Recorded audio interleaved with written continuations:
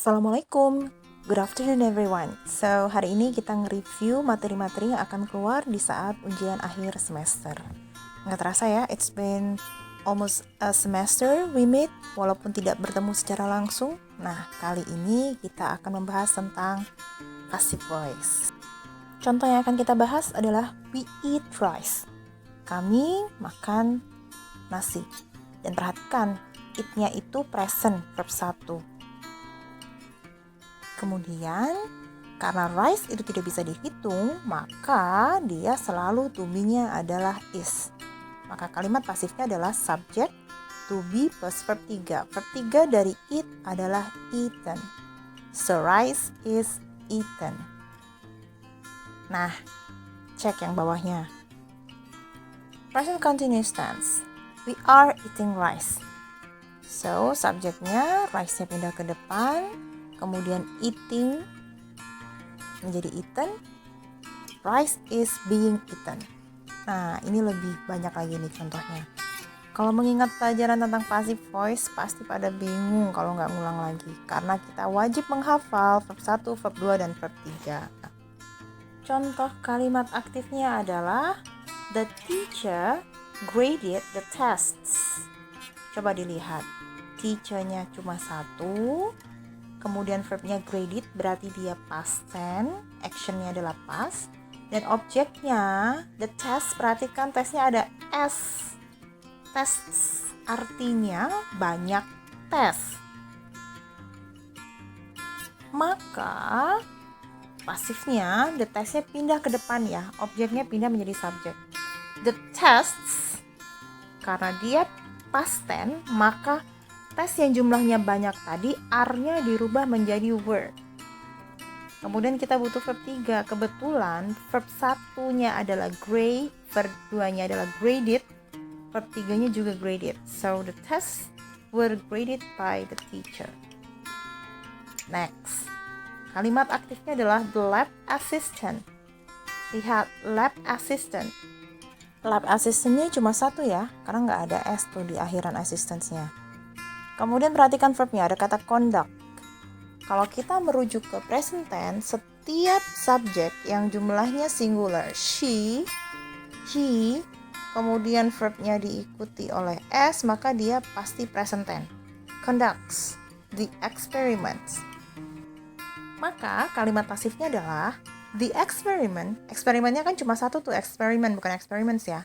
The experiment is-nya dari mana? Karena conducts-nya tadi adalah present tense, verb 1, bukan past tense. So, the experiment is conducted by the lab assistant. Boleh cek lagi materi right passive voice sebelumnya ya. Saya kasih nih contekan. Jadi, bisa dilihat nih. Kalau tensesnya present simple, coba lihat contohnya itu. Sam cooks the food. Maka perubahannya menjadi the food is cooked by Sam. Kalau soalnya dirubah nih, bukan Sam tapi Honey. Kemudian cooks-nya diganti dengan eats. Honey eats the food. Maka pasifnya sama aja. Food-nya tadi ke depan, the food is, karena tadi eats ya, maka the food is eaten by Honey. Jadi ini boleh berlaku untuk semuanya. Nah, sekarang ke part selanjutnya yaitu question tag. Question tag ini ada 2 sisi. Kalau yang sisi sebelumnya positif, maka sisi selanjutnya negatif. Kalau sisi yang sebelumnya negatif, maka yang selanjutnya positif. Dan disesuaikan dengan to be-nya dan tenses-nya.